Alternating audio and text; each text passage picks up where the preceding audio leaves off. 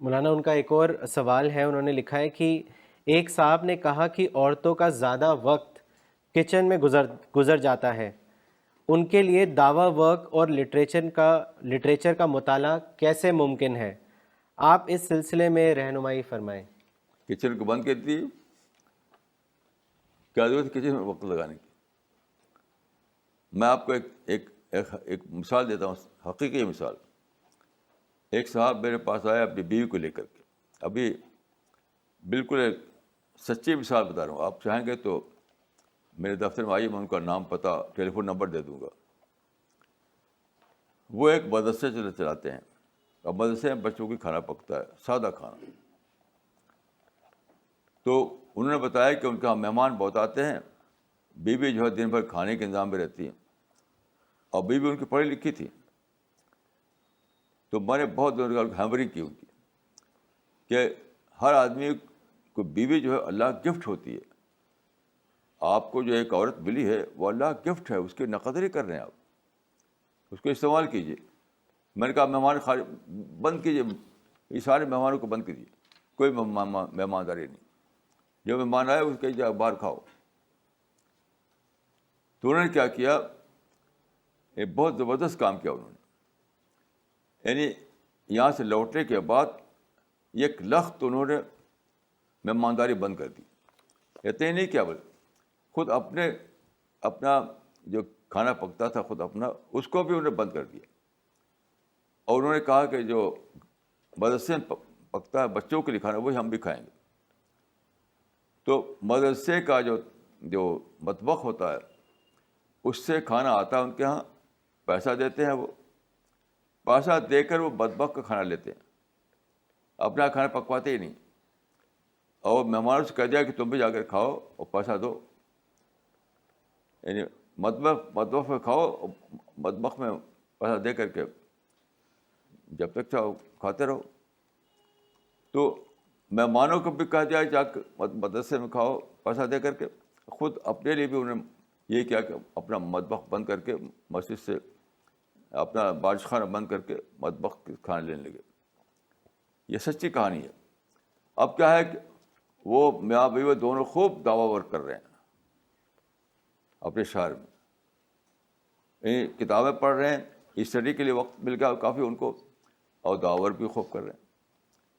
تو کوئی یعنی زندگی آتی بگڑی ہوئی ہیں کہ کوئی ڈراسٹک اسٹیپ لینا پڑے گا، زندگی بگڑی ہوئی ہیں، جھوٹی مہمانداری، جھوٹی فیملی اٹینڈ کرنا، یہ سب جھوٹی، اس کو میں کہا کرتا ہوں آئیڈل بزنس، IDLE، بے فائدہ سرگرمی۔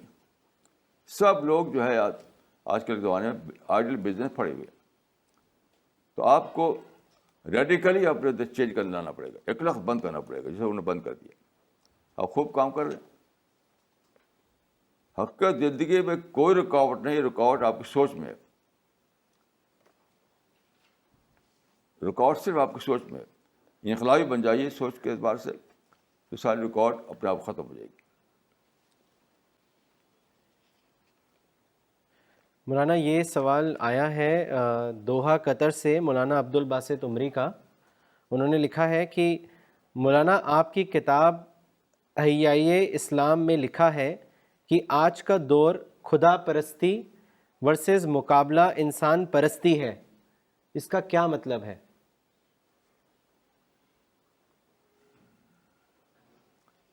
یہ کہا جاتا ہے کہ transfer of seed from God to man, یعنی اب جو ہے انسان ہی کو سینٹر سمجھ لیا گیا ہے، پہلے خدا سینٹر ہوا کرتا تھا، یعنی گاڈ سینٹرڈ تھنکنگ ہوا کرتی تھی پہلے، اب انسان سینٹرڈ تھنکنگ بن گئی ہے۔ اب خدا کو انہوں نے نظر انداز کر دیا، خدا سے کوئی مطلب ہی نہیں، تو صرف انسان کے بارے میں سوچنا، انسان کے بارے میں سوچنا، ہر جو بھی سوچ ہے، جو بھی پلاننگ ہے، وہ سب انسان کو لے کر کے، خدا کو لے کر کے نہیں۔ تو اس میں تفصیل موجود ہے، آپ اس کو پھر سے پڑھیے، دوبارہ پڑھیے، آپ کو یہ بات کلیئر ہو جائے گی۔ مولانا ایک اور سوال ہے ان کا، انہوں نے لکھا ہے کہ میرا تجربہ ہے کہ اکثر لوگ الرسالہ کو صرف ایک پیریوڈیکل کی حیثیت سے پڑھتے ہیں، وہ الرسالہ کو ایک خدائی مشن کے طور پر ڈسکور کرنے میں ناکام رہتے ہیں۔ لوگوں کو کس طرح یہ بتایا جائے کہ الرسالہ صرف ایک پیریوڈیکل نہیں بلکہ الرسالہ ایک ڈیوائن مشن ہے؟ دیکھیے، رسالہ چونکہ بظاہر ایک رسالہ ہے، میگزین ہے، ایک مجلہ ہے، ایک پرچہ ہے، تو اس کا ماڈل جو ہے ماحول میں وہ کیا ہے؟ وہ پولیٹیکل کا ماحول ہے۔ پولیٹیکل جو ہے آیا مہینے کے ایک تاریخ کو، کچھ دیکھا کچھ نہیں دیکھا، رکھ دیا اس کو۔ تو سارے پولیٹیکلس جو ہوتے ہیں انہوں نے ایک ماڈل قائم کر دیا ہے۔ اس ماڈل میں ایک نیا پرچہ نکلا، رسالہ، جو اس ماڈل سے الگ ہے۔ وہ تو لوگ جانتے نہیں۔ ایک ماڈل جو معروف ہو جائے، جو لوگوں کے ذہنوں میں چھا جائے، تو اس سے الگ ہو کر سوچ نہیں پاتے۔ اور رسالہ ایک ہی پرچہ ہے سارے عالم میں، بلکہ پوری صحافتی دور میں پہلی بار ایک ایسا پرچہ ہے جو پورے ماڈل ایک مشن ہے۔ مشن دعوے کے اعتبار سے بہت سے پرچے دعویٰ کرتے ہیں کہ مشن ہے وہ، لیکن حقیقت وہ صرف دعویٰ ہوتا ہے۔ دیکھیے مشن کیا چیز ہے۔ پرچہ نکالنے والا خود مشن میں جیتا ہے، تب مشن والا پرچہ بنتا ہے۔ یاد رکھیے، جو پرچہ جو مرتب کرتا ہے وہ خود مشن بھی جینا پڑتا ہے اس کو۔ مشن کو اسے اوڑھنا پچھانا بنا پڑتا ہے، اسی میں جینا، اسی میں ہلکان کرنا اپنے آپ کو، یہ کرنا پڑتا ہے مشن میں، تب وہ پرچہ بنتا ہے مشن کا۔ تو ایسا پرچہ میرے علم کے مطابق صرف رسالہ ہے۔ تو چونکہ لوگوں کو یہ ماڈل معلوم نہیں، جو سماج میں یا دنیا میں جو ماڈل ہیں وہی پولیٹیکل کے ماڈل ہیں، تو شعوری یا غیر شعوری طور پر سمجھ لیتے ہیں کہ یہ بھی ایک پرچہ ہوگا، بس تو ایک مرتبہ پڑھ لیا۔ تو حقیقت ہے کہ رسالہ کو پہلے آپ کو ڈسکور کرنا پڑے گا کہ یہ مشن ہے، یہ پولیٹیکل نہیں ہے، تب اس کو آپ اہمیت دیں گے، تب اس کو پڑھیں گے۔ اس لیے میں کہا کرتا ہوں، یہ لکھا تھا میرے رسالے میں، کہ جس نے رسالہ کو ایک بار پڑھا اس نے نہیں پڑھا، جس نے رسالہ کو 2 بار پڑھا اس نے پڑھا، اور جس نے رسالہ کو کئی بار پڑھا اس نے سمجھا اس کو۔ پھر ریپیٹ کرتا ہوں میں، رسالہ کو ماہنامہ رسالہ جو ہے ہمارا، رسالہ کو جس نے ایک بار پڑھا اس نے نہیں پڑھا، جسے 2 بار پڑھا اس نے پڑھا، اس نے کئی بار پڑھا اس نے رسالہ کو سمجھا، کیونکہ وہ ایک ماحول سے الگ ایک پیغام دیتا ہے۔ وہ آپ اپنی کنڈیشننگ کی وجہ سے اس کو آپ سمجھ نہیں پاتے۔ تو جب تک آپ اپنی کنڈیشننگ کو توڑیں نہیں اور اپنی کنڈیشن سے باہر آ کر نہ سوچیں، آپ سمجھ نہیں سکتے رسالے کو۔ اپنے مائنڈ سیٹ کے لحاظ سے رسالے کو پڑھیں گے آپ، جو آپ کے مائنڈ میں ہے وہی آپ کو رسالے میں نظر آئے گا۔ تو بہرحال میں کہوں گا کہ جو لوگ رسالہ کو پڑھتے ہیں وہ پھر سے رسالہ کو ڈسکور کریں، اور پھر سے اس کی سمجھ کر کے اس کو پڑھیں۔ مولانا ذکوان ندوی کا ایک سوال ہے دلی سے، انہوں نے لکھا ہے کہ الرسالہ مشن میں لٹریچر ڈسٹریبیوشن کے علاوہ انڈیویجولز کو الگ الگ فوکس کر کے ان کو دعوت اور معرفت کے اعتبار سے تیار کرنے کی اہمیت کیا ہے؟ میں بار بار کہتا ہوں کہ دیکھیے ہمارا جو دعویٰ ورک ہے اس کے 2 پہلو ہیں۔ ایک تو جنرل دعویٰ کہہ لیجیے اس کو، تو اس کو آپ مثلاً عمومی طور پر ڈسٹریبیوٹ کرتے ہیں، لٹریچر یا جلسے میں ایڈریس کرتے ہیں، تو وہ جنرل دعویٰ ہے۔ لیکن اسی کے ساتھ بہت ہی ضروری ہے کہ آپ انڈیویجول کو فوکس کریں، کیونکہ جو چینج آئے گا وہ فرد میں آئے گا۔ بھیڑ کو آپ ایڈریس کرتے ہیں، اس سے کچھ چینج نہیں آ سکتا۔ چینج آتا ہے انڈیویجول مائنڈ میں، مائنڈ ایک انڈیویجول کے اندر ہوتا ہے، وہیں چینج آتا ہے۔ تو ہمیں جنرل دعا ورک بھی کرنا ہے، لیکن بہت ہی ضروری ہے کہ لوگ اپنے ماحول میں ایسے افراد تلاش کریں جو سیکر ہوں، جو سنسیئر ہوں، جو چیزوں کو سیریسلی دیکھتے ہوں، ان پر مسلسل محنت کریں، ان سے ملیں، ان کو کتابیں دیں، ان سے فیڈ بیک لیں. یہ بہت ہی امپورٹنٹ ہے. مولانا یہ سوال آیا ہے مولانا اسرار عمری صاحب کا چنئی سے. انہوں نے لکھا ہے کہ مولانا ایک دائی کو بھی دعوت کی ٹینشن ہوتی ہے یا دائی دعوت کے لیے پریشان رہ سکتا ہے، اس کے بارے میں بتائیں. دیکھیے، دائی کا جو ٹینشن ہے وہ پازیٹیو ٹینشن ہے. وہ صحیح معنوں میں ٹینشن نہیں ہوتا ہے، وہ خیرخواہی ہوتی ہے. دائی کا ٹینشن جو ہے وہ ہوتا ہے خیرخواہی کے معنی میں، وہ اس معنی میں نہیں ہوتا، وہ نگیٹو ٹینشن نہیں ہوتا. دیکھیے فرق کیا ہے، ایک ذاتی طور پر آپ کچھ لوز کریں، اس کا نام ہے ٹینشن. ذاتی طور پر آپ کو نقصان ہوا، اس نقصان کو لے کر کے آپ پریشان ہوئے، وہ ہے ٹینشن. لیکن دوسرے شخص کوشش کر رہے ہیں آپ کہ وہ سچائی کو مانے، وہ نہیں مان رہا ہے، تو اس سے جو آپ کے اندر جذبات آتے ہیں وہ تو خیرخواہی کی وجہ سے ہوتے ہیں. وہ تو وہی جو قرآن میں کہا باخو نفسک، للہ کا باخو نفسک، تو وہ ہے پازیٹیو ٹینشن. اگر اس کو ٹینشن کہا جائے تو وہ پازیٹیو ٹینشن ہوگا. تو نگیٹو ٹینشن برا ہے، پازیٹیو ٹینشن برا نہیں ہے. مولانا یہ سوال رائے پور سے آیا ہے مسٹر ادریس کا. انہوں نے لکھا ہے کہ قرآن میں چیپٹر 2 ورس نمبر 142 to 143 میں آیا ہے، ہم نے تمہیں بیچ کی امت بنا دیا تاکہ تم ہو بتانے والے لوگوں پر اور رسول ہو تم پر بتانے والا. مولانا کیا یہ ورس دعویٰ ورک کو ریفر کرتی ہے؟ دیکھیے بیچ کی امت جو ہے قرآن میں اس کے لیے ہے امت وسط. وَكَذَلِكَ جَعَلْنَاكُمْ أُمَّةً وَسَطًا لِتَكُونُوا شُهَدَاءَ عَلَى النَّاسِ وَيَكُونَ الرَّسُولُ عَلَيْكُمْ شَهِيدًا. یہاں امت وسط کے معنی ہیں بیچ کی امت. لوگ غلط مطلب بتاتے ہیں بہترین امت. ہرگز اس کا مطلب بہترین امت نہیں ہے. یعنی ہم کو تم کو بہترین امت بنا دیا، یہ بالکل غلط مفہوم ہے اس کا. اس کا مطلب ہے بیچ کی امت، یعنی مڈل امت. مڈل کون ہے؟ دو کے بیچ میں. آیت بتا رہی ہے کہ ایک طرف رسول ہے، ایک طرف عام انسان ہے، تو بیچ میں امت محمدی ہے. امت محمدی کو رسول سے لینا ہے، لوگوں تک پہنچانا ہے. اس سینس میں وہ بیچ کی امت ہے. لیکن رسول شہید علیکم وتکونوا شہداء علی الناس، رسول سے تم لو اور تم دوسروں کو دو. اس سینس میں وہ بیچ کی امت ہے.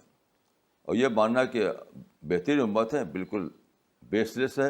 ہرگز اس کی یعنی کوئی اس کا قرآن حدیث میں اس کا مقصد نہیں ہے.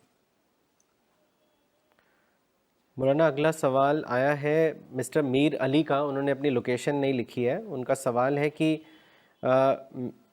Please guide me and tell me how I can understand Quran in a better way. Is there any procedure to do that? کوئی پروسیجر نہیں ہوتا. آپ دعا کیجیے اور پڑھیے، دعا کیجیے پڑھیے. Read it again and again, اور پڑھیے تدبر کے ساتھ. قرآن کو تدبر کے ساتھ پڑھیے اور دعا کرتے ہوئے. بس یہی ہے، اور کوئی پروسیجر نہیں. مولانا اگلا سوال آیا ہے مسٹر ساجد انور کا دلی سے. وہ چاہتے ہیں کہ قرآن کی ایک آیت کو آپ ٹھیک سے سمجھا دیں. جو آیت ہے وہ قرآن میں اس طرح آئی ہے کہ believers if an evil doer brings you a news, ascertain the correctness of the report fully, lest you unwittingly harm others and then regret what you have done. This is in chapter 48, verse number 6.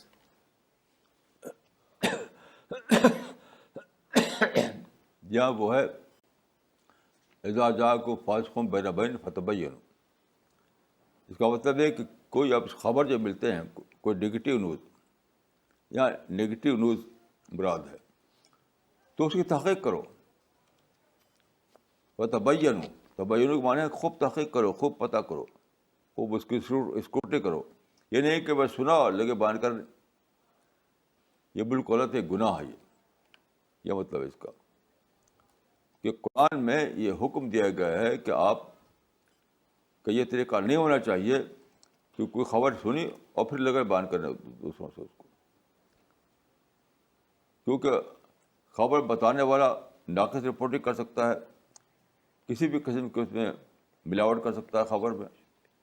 تو آپ اس کو scrutiny کریں، اس کو پتہ کریں، اور جو بھی ذرائع ہیں، مثلاً فرض کیے کہ ایک شخص کہہ رہا ہے کہ کلکتے کے ایک آدمی کے بارے میں آپ کو بتا رہا ہے کچھ، تو ٹیلی فون کیا اس کو. اچھا فرض کیا کہ آپ کہیں کہاں میں ٹائم ہے ٹیلی فون کرنے کا، تو آپ کو کہاں وہ ٹائم ہے خبریں پھیلانے کا. یہ خبریں کو پھیلاتے ہیں آپ. مثال طور میرے بارے میں تقریباً سارے مخالفین کیا کرتے ہیں، بغیر میرے کتابوں کو پڑھے ہوئے سنی سنائی باتوں پر میرے بارے میں پھیلاتے رہتے ہیں. تو آپ کے لیے دو آپشن ہے، یا تو چپ رہیں یا باقاعدہ تحقیق کر کے بولیں. تیسرا آپشن نہیں ہے کہ تحقیق بھی نہیں کریں، بولنا بھی شروع کر دیں. آپ کو کسی کے بارے میں ایک نگیٹو بات بتانا ہے تو آپ کو حق نہیں ہے، آپ بہت بڑا گناہ کریں گے کہ بلا تحقیق لگے بولنے اس کو. چپ رہ سکتے ہیں، چپ رہنا جائز ہے، چپ رہنا جائز ہے، لیکن بلا تحقیق بولنا ہرگز جائز نہیں. یہ بہت بڑا حکم ہے قرآن مجید میں، اور ہم تو اسی کے شکار ہو رہے ہیں. ہمارے اتنے مخالفین ہیں بلا تحقیق کے ہمارے خلاف بولتے رہتے ہیں. بس دیکھیے ایک صاحب میرے پاس آئے، ایک مثال دیتا ہوں. ایک صاحب میرے پاس آئے، انہوں نے کہا کہ آپ کا پرچہ نکالتے ہیں، مجھ کو بتایا گیا ہے اس میں دنیاوی باتیں ہوتی ہیں، سب کوئی دینی باتیں ہوتی نہیں. تو میں نے کہا اچھا بیٹھیے، اور جو لیٹسٹ ایشو تھا اس کو میں نے نکالا. میں دیکھیے ایک ایک ورق الٹیے، ایک ایک مضمون کو دیکھیے. تو اس میں سارا جتنا بھی پرچہ تھا، کسی نے آیت پہ بیس کرتا تھا، کسی نے حدیث بیس کرتا تھا، یا کوئی صحابہ کے اس پہ بیس کرتا تھا. تو میں نے کہا دیکھیے کہاں اس میں دنیاوی باتیں ہیں، سارے آخرت کی باتیں ہیں، جنت کی باتیں ہیں، قرآن کی باتیں ہیں، اسلام کی باتیں ہیں، یہ کہاں وہ. تو ایک شخص نے کہا، اس کو آپ نے سن لیا. تو یاد رکھیے سنی سنی باتوں پر اس کو لگنا، بولنے لگنا، اس کو حدیث میں آتا ہے کفا بالمرء کذبا ان یحدث بکل ما سمع. یعنی اس آدمی کے جھوٹا ہونے کے لیے یہ بات کافی ہے کہ جو کچھ سنا اس کو لگے بیان کرنے. تو پھر میں کہوں گا کہ آپ کے صرف دو میں کے آپشن ہے، یا تو چپ رہیں، یا تو چپ رہیں، یا بولیں تحقیق کر کے بولیں. بلا تحقیق کے بولیں گے تو اللہ تعالیٰ کا زبردست پکڑ ہوگی، اس کی بہت زیادہ پکڑ ہوگی. مولانا رائے پور سے ایک کامنٹ آیا ہے، سوال نہیں ہے، یہ کیا ہے مسٹر ادریس نے اور ان کے ساتھ شبانہ نے، جو دیکھ رہے ہیں یہ پروگرام ابھی. انہوں نے لکھا ہے کہ in reply to the question about hesitation in interaction for dawa work, you just replied, we should not only share what we know, but also we should be ready to learn what other person shares, because dawa work is a two-way sharing process. This is a magical answer and it solves one of the biggest problems of a da'i. Thanks for the question and thanks for the answer. جزاک اللہ. مولانا اگلا سوال آیا ہے دلی سے مس نغمہ صدیقی کا. انہوں نے لکھا ہے you told us to look at problems as challenges as per the creation plan of God. Can you please elaborate? دیکھیے یہ ہم اس دنیا میں ہیں تو ہم نے دنیا کو بنایا نہیں ہے. میں اکثر لوگوں سے کہتا ہوں کہ اگر آپ کو رہنا ہے اپنے ٹرن پر تو ایک نئی دنیا بنائیے، آپ کو کریٹر کے ٹرن پر رہنا پڑے گا. یعنی اگر آپ خود اپنے ٹرن پر رہنا چاہتے ہیں دنیا میں تو وہ ممکن نہیں ہے، پھر ایک اور دنیا بنانی پڑے گی آپ کو. آپ کے لیے کوئی آپشن نہیں ہے اس کے سوا کہ کریٹر کے ٹرم پر آپ دنیا میں رہیں. کریٹر کا ٹرم کیا ہے؟ قرآن میں صاف صاف بتایا گیا ہے کہ اللہ تعالیٰ نے ہر انسان کو دی آزادی. فمن شاء فلیؤمن فمن شاء فلیکفر. یعنی وہ چاہے ظلم کرے چاہے جسٹس کرے, چاہے پیسفل رہے یا وہ وائلنس کرے. آپ خدا کی دی ہوئی آزادی ہے, وہ ابالش نہیں کر سکتے اس کو. آپ خدا کی دی ہوئی چیز کو ابالش کیسے کریں گے؟ تو آپ کے لیے کوئی آپشن اس کا سوال نہیں ہے کہ آپ اس دنیا میں کریشن پلان آف گاڈ کو سمجھ کر اپنی پلاننگ کریں. اس کو اگنور کر کے آپ پلاننگ نہیں کر سکتے. اس کو اگنور کر کے پلاننگ کریں گے تو یعنی آپ ناکام رہیں گے. اس نقطے کو لوگ نہیں سمجھتے کہ دوسرا انسان جو ہے وہ بھی آزاد ہے, سب میں آزاد ہوں. تو میں اپنی آزادی کو چاہوں کہ اپنی آزادی کو اس طرح استعمال کروں دوسرے کا آزادی ختم ہو جائے, تو کیسے ممکن ہے؟ ممکن ہی نہیں ہے. تو آپ کو اپنی پلاننگ کرنی چاہیے. اس کو دیکھ کر کے کہ دوسرا دیکھیے, اسی کا ایک پہلو یہ ہے. ایک بات میں یہاں واضح کرنا چاہتا ہوں, کئی لوگ غلط فہمی میں رہتے ہیں. جیسے رسول اللہ صلی اللہ علیہ وسلم نے ایسا کیا, یعنی قرآن میں ایک واقعہ ہے کہ غزوہ تبوک میں سب کو کہا گیا تھا کہ چلو سب لوگ, نفیر عام تھی وہ. تو کچھ لوگ نہیں گئے جبکہ ان کے پاس سادھن تھا جانے کا. تو جب رسول اللہ واپس آئے تو آپ نے سب کے عذر کو مان لیا. جو آتا تھا, جو ایکسکیوز پیش کرتا تھا وہ مان لیتے تھے, لیکن 3 کے ایکسکیوز اب نہیں مانا آپ نے. 3 کے بارے میں کیا ہو کہ اس کا پائی کاٹ کرو ان کو. تو یہ ڈپلیسٹی نہیں تھی. آپ کہیں کہ تو ڈپلیسٹی تھی کہ کچھ کے تو عذر کو مان لیا, کچھ کو نہیں مانا. That was not a duplicity, that was practical wisdom. ایسے دیکھیے, رسول اللہ صلی اللہ علیہ وسلم کو حنین کے بعد غنائم ملے, اس کی تقسیم کیا آپ نے, تو انصار کو دیا نہیں اور مہاجرین کو دے دیا. ولم یؤت الانصار شیئا. تو ایک آدمی نے کہا کہ واللہ ما عدلت, کہ آپ نے ڈپلیسٹی کا معاملہ کیا, ایک کو دیا دوسرے کو نہیں دیا. تو یہ زندگی اتنی سادہ نہیں ہے. بہت زیادہ سمجھنا پڑتا ہے کریشن پلان آف گاڈ کو, حالات کو, اس کو. زندگی اتنی آسان نہیں ہے کہ اب دھڑ سے آپ کہیں کہ یہ تو انصاف نہیں ہے, یہ تو جسٹس نہیں ہے, یہ تو ڈپلیسٹی ہے وغیرہ. انہیں چکروں میں جھگڑے ہوتے ہیں. سارے جھگڑے اس چکروں میں ہوتے ہیں. لوگوں کو پریکٹیکل وزڈم نہیں معلوم, لوگوں کو حالات کا جائزہ لینے کی صلاحیت نہیں ہے, اور بس چاہتے ہیں کہ اپنے بھیم پر جیے.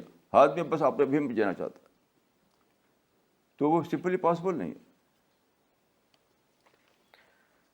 مولانا اگلا سوال ہے مسٹر یوسف خان کا غازی آباد سے. انہوں نے لکھا ہے کہ can the state have a religion? Please comment. Can the state have a religion? اس کے بارے میں آپ کا چاہتے ہیں کامنٹ. اسٹیٹ کا ریلیجن جی, اس زمانے کا یہ ایک بدعت ہے. میں سمجھتا ہوں اسٹیٹ کا ریلیجن بنانا, یہ تو اس زمانے کی بدعت ہے جو 2 جگہ سب سے بڑی, اسرائیل میں اور پاکستان میں. اسلام میں ایسا کوئی نہیں ہے. یہ اسلام کا تصور, یہ بدعت ہے, بدعت. تو اور بھی بعض ملک ہے اس زمانے میں جنہوں نے یہ اعلان کیا کہ ہمارے اسٹیٹ کا ریلیجن ہے وہ اسلام ہے. یہ ان کا اپنا بنایا ہوا ہے.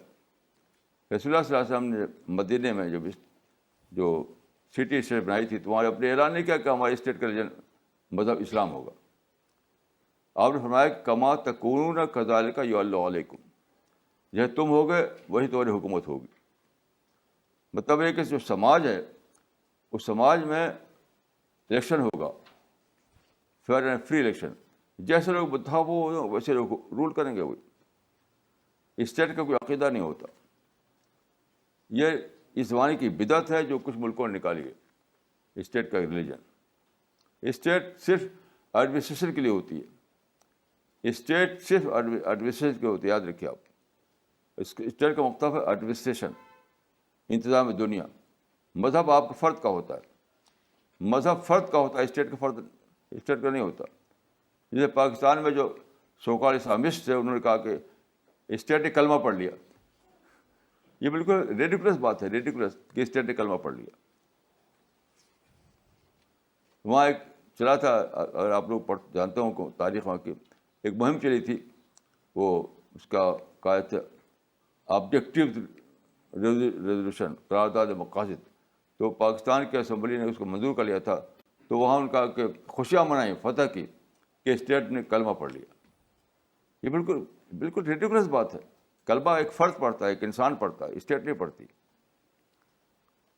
اسٹیٹ جو ہے اسلام میں صرف ایڈمنسٹریشن ہے, بس اس سے زیادہ کچھ نہیں ہے. باقی سماج میں آپ کام کیجیے, افراد کو بدلیے, جیسا افراد ہوں گے ویسی حکومت بنے گی.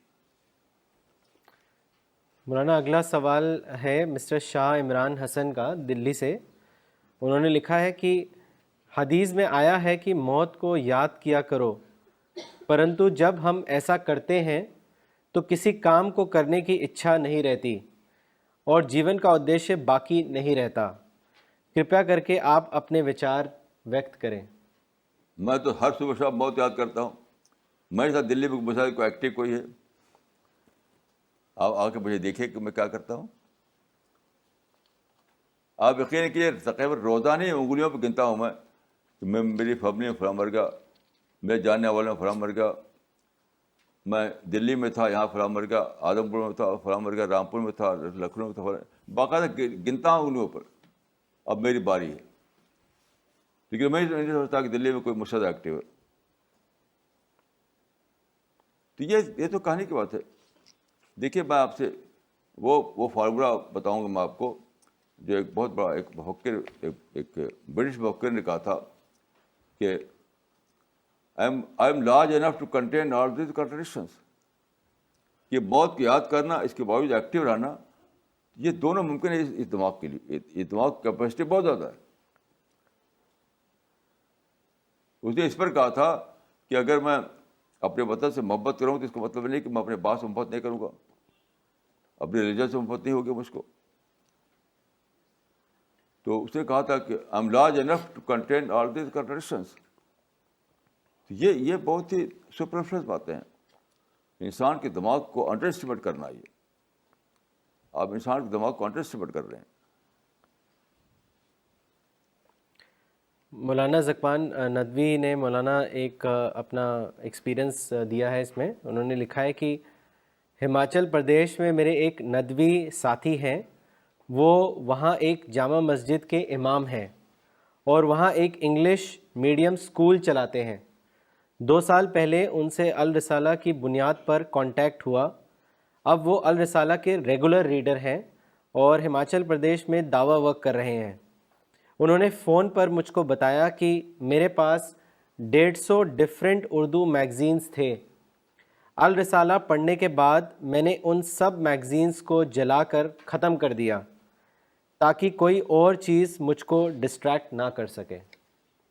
ہاں تو میں کہوں گا یہ آدمی انٹیلیجنٹ آدمی ہے, اس نے رسالہ کو ڈسکور کیا. جو آدمی رسالہ ڈسکور کرے گا اس کا ہی رہی ہو, جو ڈسکور نہ کرے وہی پھنسا رہے گا. وہ سب یعنی اس کو فرق نہیں کر پائے گا. لیکن جو ڈسکور کر لے گا رسالے کو, اس کا رویہ ایسے ہوگا. مسٹر ساجد انور نے دلی سے لکھا ہے, مولانا during a talk with one of the top executives of a company, the failure of a leading Indian airlines came into discussion. He commented that now it is clear that only moral base is the right base for a successful business. Maulana, does this indicate that now people are once again rediscovering the truth of the divine teachings? How does it help a Dai for his Dawa mission?